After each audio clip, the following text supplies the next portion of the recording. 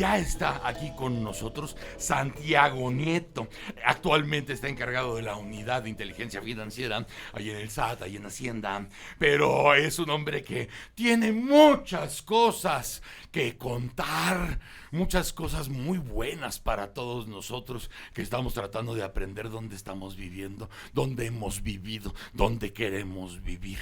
Esa eterna pregunta de todos los tiempos. También en esta voltereta, en esta nueva etapa, nos toca platicar con él porque es parte de lo que sucedió la administración pasada, víctima fatal de la administración pasada y ahora baluarte de esta administración que arranca. Santiago Nieto, bienvenido. Amoroso, muchísimas gracias. Gracias a ti y a tu auditorio. Felicidades por tu libro Sin Filias ni Fobias. Debió ser amargo. Si eres un tipo hipersensible, debió haber sido amargo escribirlo y debió haber sido gozoso si eres alguien que goza de la vendetta y de la venganza. Recordar todo eso que a lo mejor en otro momento, en otro tiempo, no hubieras podido platicar nunca. Sí, yo creo que fue para mí un ejercicio de memoria, de reconocimiento primero a las personas que trabajaron conmigo en FEPADE durante casi los 3 años que duró la administración y después un ejercicio de memoria colectiva para que recordemos de dónde venimos, nuestro pasado inmediato y los niveles de corrupción a los que se llegó en el país y de cancelación de un modelo de procuración de justicia, etcétera, ¿no? Es decir, recordemos cómo hoy, desafortunadamente, estamos en el lugar número 138, sí, según el informe de Transparencia Internacional, como uno de los países más corruptos del mundo, y es en gran medida, bueno, no lo hubiéramos hecho sin el grupo Atlacomulco, ¿no? Sí.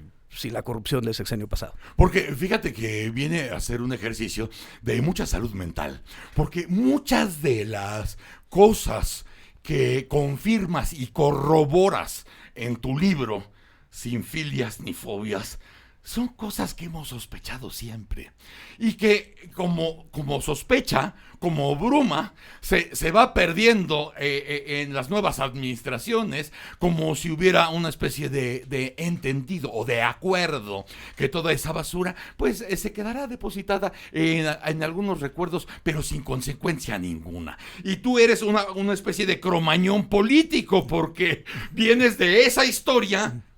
Te torcieron en esa historia, pero no te torcieron a ti, sino torcieron a una serie de personas que creyeron que se podía hacer distinto, lo cual era imposible en la administración pasada. Sí, yo creo que pienso en Odebrecht.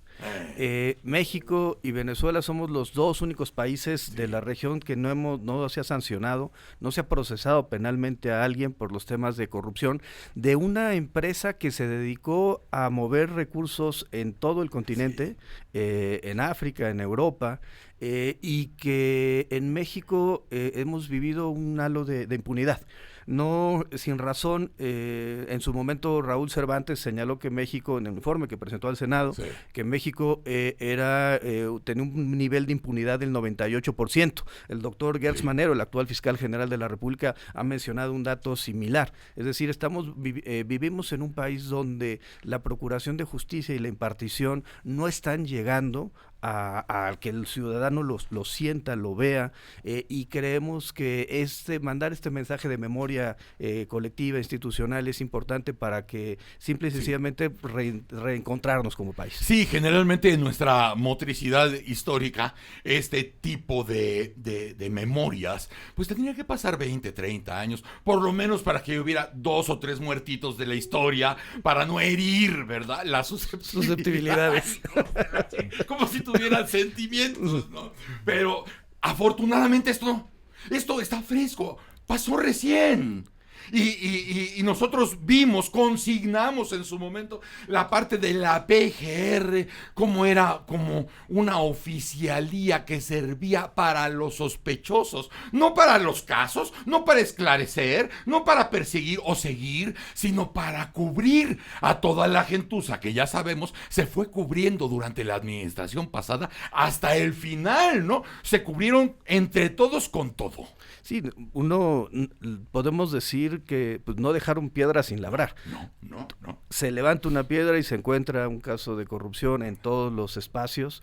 Y bueno, el planteamiento del presidente López Obrador ha sido muy claro, por lo menos en lo que me ha planteado a mí, que ha sido que necesitamos combatir la corrupción y tener cero tolerancia a la corrupción y a la impunidad desde el ámbito de la inteligencia financiera y con los resortes institucionales que hay, con función pública, con la Fiscalía General de la República, y la idea es, bueno, es combatir este lastre que nos dejó la administración anterior. Y yo no sé qué pase con tu karma o con tu ser o de dónde vienes, porque te tocan los puros santos griales, o sea, los delitos electorales, que es un cementerio.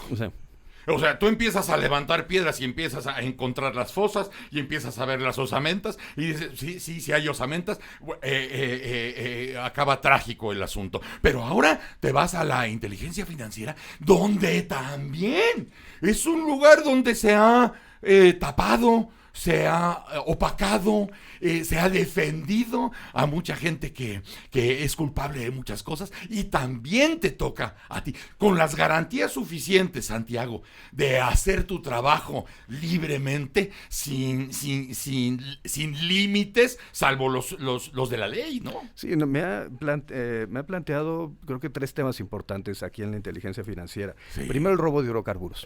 Tenemos empresas privadas que estaban, que lo que le compran a Pemex, sí, y lo que venden, hay una diferencia muy grande. A veces llegan a ser de millones de litros. La pregunta es, ¿y esos millones de litros que no importaron, que no le compraron a Pemex, de dónde vienen? Claro. Evidentemente tiene que ser robo de hidrocarburos. Sí. Un segundo tema, pues el tema de combate a la corrupción, desde empresas fachada, a partir de las cuales el gobierno federal en la anterior administración, los gobiernos locales empezaban a adjudicar contratos y a sacar el dinero, sí, que terminaba dinero en efectivo, muchas veces para campañas electorales, sí, pero muchas veces también para corrupción personal. Tremendo modus operandi ese. Sí, terrible. Y además empresas que después desaparecían. Claro. Una empresa que había ganado contratos por 1,000 millones, al siguiente año ya desaparecía. Vámonos. Pues no tiene ningún sentido, sí, en términos empresariales. Y además era una competencia desleal para el empresariado mexicano. Y un tercer tema que está apareciendo y que la inteligencia financiera puede ser utilizada para combatirlo es el tema de trata, claro, de personas en un país como México, y con las desigualdades sociales que tenemos y que son impresionantes y que han generado que en varias regiones de la República Mexicana las niñas sean sustraídas y comercializadas sexualmente. Queremos que todo esto evidentemente tiene que acabar. Que eres un ser, y lo digo felizmente, eres un ser muy peligroso para 2 administraciones, 2. Una, ya sabes qué pasó dentro de la Procuración de Justicia en la administración pasada. No solamente lo platicas en tu libro, Sin filias ni fobias, sino es un archivo que se va a quedar ahí para generaciones. Ya sabes cómo se movió desde ahí, cuando te corre un procurador que no era, un encargado de despacho, no te podía correr alguien que no fuera un procurador general de la República, y el encargado, el que pusieron de portero ahí, no tenía ni los años de trabajar en el derecho como para merecer el puesto, tampoco. Pero se confabulan los jefes de este portero y el Senado y te hacen añicos. Sí, es interesante, paradójico, lo pongo en el libro, que cuando Alberto Elías Beltrán me comunica que me va a remover, yo le digo, es inconstitucional, no puedes hacerlo, es una decisión del Senado, etcétera. Empieza a sonar el teléfono rojo y la llamada es de Alberto Vaz, de la Unidad de Inteligencia Financiera. Aquel Vaz, de la niña Polet. Y es precisamente, esa es la gran paradoja de esto, que el presidente López Obrador me pone a mí en esa oficina. Claro. Como para remediar todo lo que se había ocasionado o se había omitido investigar desde el ámbito de la inteligencia financiera y de la Procuración de Justicia. Sí, se vuelve un puente de terror, como tú dices, paradójico, pero tiene sentido en esta administración. Si tú ya estuviste en la Procuraduría, en los delitos electorales, y se confabula el de la inteligencia financiera para enterrarte políticamente, pues ahora que ya estés en inteligencia financiera, que también es el segundo peligro que eres, porque tú ya puedes saber a estas alturas cuántos secretarios de Hacienda pasaron ahí la administración pasada y qué sí saben y qué no saben de todo lo que pasó. Ya ves, la coartada favorita es: yo no firmé nada. No, ¿qué sabías? Sí, a ver, el hecho de que un servidor público no firme no lo exime de responsabilidad en razón de que tiene un deber de cuidado, una calidad de garante del cumplimiento de las normas, claro, por parte de todos sus subalternos. Sí. Si no hay una responsabilidad de acción, sí hay una responsabilidad de comisión por omisión, y esto podría manejarse para cualquier persona que haya incurrido en este tipo de prácticas, porque fue Sedesol, pero fue Sedatu, pero también se encontraban en la PGR, también Pemex, es decir, excesos para que un país con las diferencias sociales, económicas que tenemos, la verdad es que es excesivo, ¿no? Eso de tomar el helicóptero para ir de su casa a la oficina todos los días, pues me parece... Tú estás en la unidad de inteligencia financiera, ¿sabes qué pasa? O sea, tienes la obligación de saber qué pasa a propósito de lo que podría hacerse con el dinero, por dónde y por cuánto y todo el teatro. Pero el secretario de Hacienda más, porque tú hablas con él, porque deben pasar cosas difíciles, conflictivas, donde tienes que pelotear con él. Oiga, tengo esto, ¿qué vamos a hacer con esto? ¿Por dónde lo vamos a hacer? No sé, las responsabilidades de aquellos secretarios de Hacienda de la administración pasada, que uno llegó a ser incluso candidato a la presidencia de la República, habiendo dejado pasar lo que dejó pasar. Sí, lo que pasó en Sedesol, pasó en Sedatu, la Auditoría Superior de la Federación presentó 800 denuncias que no se han movido en PGR o no se movieron en PGR hasta la llegada del actual fiscal general de la República, y yo creo que es un tema que se tiene que retomar. Parte de lo que planteo en el libro es que la corrupción empieza en los procesos electorales. Empieza desde que los servidores públicos se ponen de acuerdo con los partidos para poder generar este tipo de empresas fantasma para sacar el dinero, hasta el peculado electoral, hasta cuando los propios empresarios financian campañas electorales para ganar contratos en las siguientes administraciones, o la delincuencia organizada se presenta en los procesos electorales para ir financiando campañas. Sí. Entonces, la corrupción empieza en los procesos electorales, por eso es tan importante entender que FEPADE, Inteligencia Financiera, el SAT, tiene que formar parte del Sistema Nacional Anticorrupción para poder generar mejores diseños institucionales para combatir este lastre. También en tu libro, Sin filias ni fobias, viene la parte de los gobernadores. ¿Qué tan importantes y qué tan pesados y qué tan responsables pueden ser, hablando de las cuestiones electorales? Y hablas de Manuel Velasco, de cómo te recibe para decirte finalmente: ¿cuánto quieres, cabrón? O sea, vamos a dejarnos de chingadera. ¿Cuánto quieres? Como tú lo describes por la plática, dices: una mierda este cabrón. O sea, lo pintas y ni siquiera usas adjetivos ni lo dibujas. No, nada más por el tipo de plática y de intercambio que tienes con él para ese remate maravilloso de: bueno, ¿cuánto quieres? ¿Cómo es posible? ¿Cómo manejas? Ilústranos, danos luz, porque muchos hemos pasado por conflictos similares. Que sabes el tipo de basura que es este cabrón.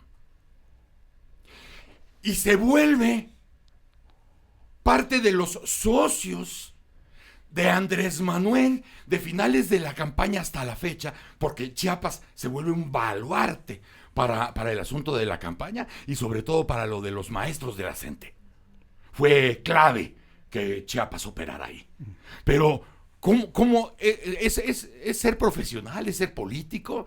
Porque finalmente, pues todos sabíamos que el señor ese no andaba bien. O sea, finalmente no andaba bien, pero es parte importante de los intereses de Andrés Manuel. Yo creo que el caso de Chiapas es un caso, ¿cómo ponerlo? Digamos, es un caso que muestra un problema sistémico mucho mayor. Es decir, es un problema de una clase política, es un problema de 1, 2, 3, 10 gobernadores, 15 gobernadores que están en las mismas situaciones. De hecho, en FEPADE, también lo relato en el libro, pudimos obtener 2 órdenes de aprehensión en contra de 2 exgobernadores, uno de los cuales incluso solicitamos la extradición, el caso de César Duarte en Chihuahua, por un asunto de peculado electoral, de desvío de recursos públicos para fines electorales, y que vamos a cumplir ya año y medio sin que la PGR en su momento solicitara a Relaciones Exteriores la extradición. Y es un caso, es un problema sistémico. Creo que lo que sucedió con la anterior administración es que la corrupción se convirtió en un mecanismo institucional. Vertical, horizontal, a todos los niveles se encontraba, y como no había contrapesos institucionales, no había ética política, pues el resultado fue que los gobiernos se endeudaron, las presidencias municipales se convirtieron en fuentes de recursos para sacar dinero del erario público, y pues la federación dejó de tener una conducción ética, y el resultado fue lo que vivimos, ¿no? Cuando te metiste con César Duarte, cuando te metiste con Javier Duarte, los toletes priistas en el Congreso se iban por tus patas a atacarte. Me fue mal, pero al final del día... al final del día, pues, dijera Taibo, ¿no? Exacto. Dijera Taibo, se las metieron dobladas, ¿no? Porque finalmente ya se sabe cuál es el asunto, y en el caso de César Duarte, hasta dónde pudo haber llegado. Exactamente. Que se ampararon desde antes que terminara el sexenio, para que no llegara a los lugares que siempre son como intocables, ¿no? Exactamente. Y la idea es que cero tolerancia a la corrupción, cero tolerancia a la impunidad. Yo veo un enorme compromiso del presidente López Obrador en generar un modelo que nos permita erradicar estas prácticas y generar una transformación institucional hacia un verdadero Estado de Derecho. ¿Tú crees que el punto final y el borrón y cuenta nueva finalmente se van a instalar? Acaba de ser nombrado en FEPADE el maestro Ortiz Pinchetti, ¿no? Que él ya había hablado con Carmen Aristegui hace rato diciendo, no, pues Andrés va a ser punto final, porque es un gran desgaste estar viendo hacia el pasado, se pierde dinero, energía, hay que ver hacia adelante. Pero uno también se pregunta, vamos a en la historia universal, no puedes ir adelante si no resuelves lo de atrás.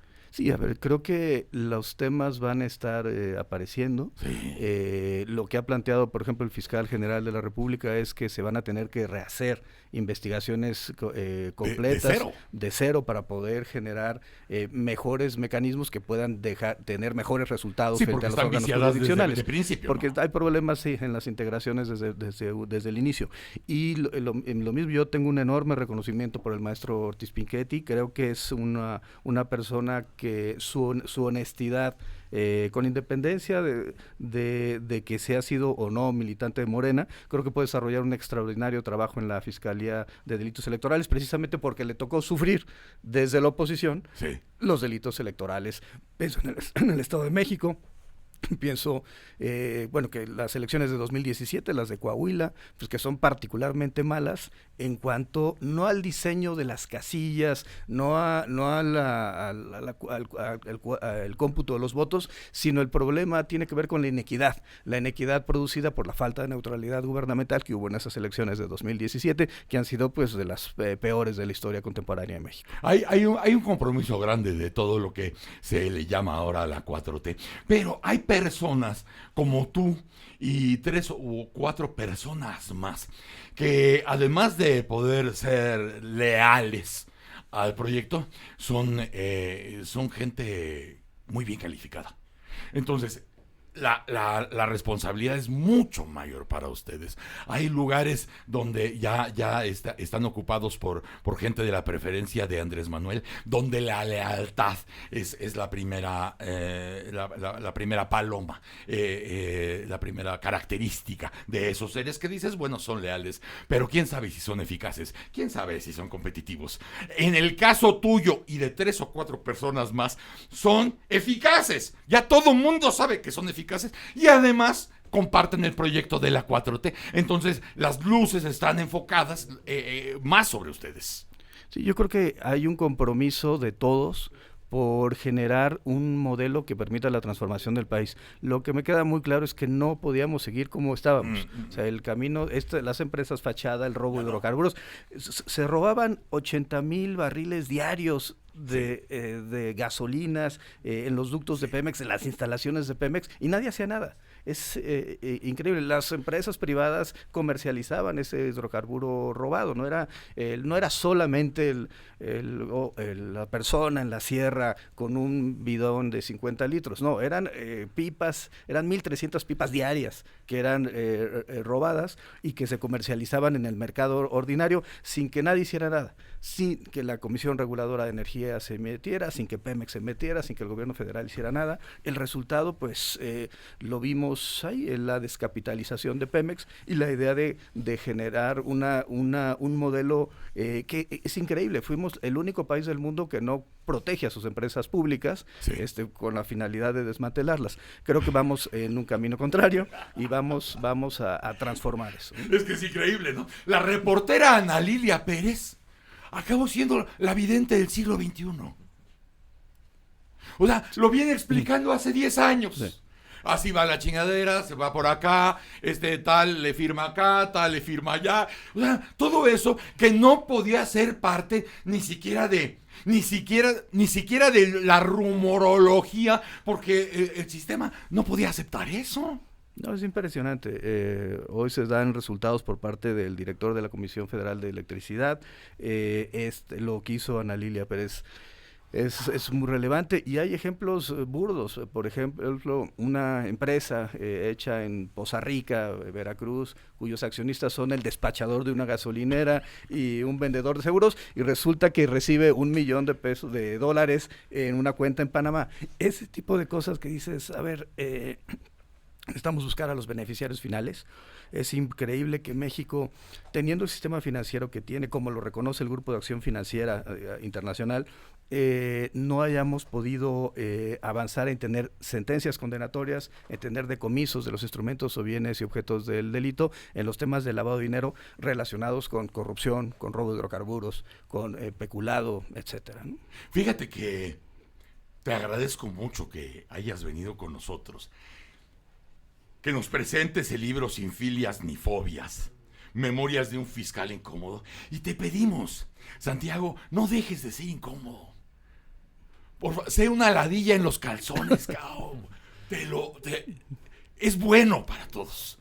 Es bueno que haya ruido. Es bueno que se sepa lo que se cayó. No que se calle lo que siempre se cayó, sino que es una forma de exorcizar, yo creo. Sí, sí. Hablar y decir qué pasó, quién se chingó qué, con la ayuda de quién, porque finalmente todo es dinero nuestro. Y esto que no se dice se va rumiando como si fuera una sustancia maldita que te va envenenando, hasta que se dice o dices, mira, Santiago Nieto ya está en la unidad de inteligencia financiera, y uno dice, qué bueno, cabrón. Qué bueno que alguien les quite los calzones a esos cabrones. Ya es hora. Ya es sano. Sí es cierto que todo está por hacerse en México, pero nada se hizo. Sí, yo creo que necesitamos, primero hay voluntad política, eso es importante hacerlo, necesitamos mejorar los diseños institucionales y creo que es importante pues dar mensajes claros a la ciudadanía de que las cosas ya cambiaron. Ojalá. Ya ni siquiera te voy a comentar, para no quitarte de tu tiempo, del nuevo departamento que encontraron en Texas. Porque eso va a ser un tianguis esta semana que viene. Gracias por estar acá. Gracias, Santiago. Qué bueno verte bien, y danos muchas sorpresas. Muchas, por favor. Cuenta con ello. Muchas gracias, Santiago Nieto.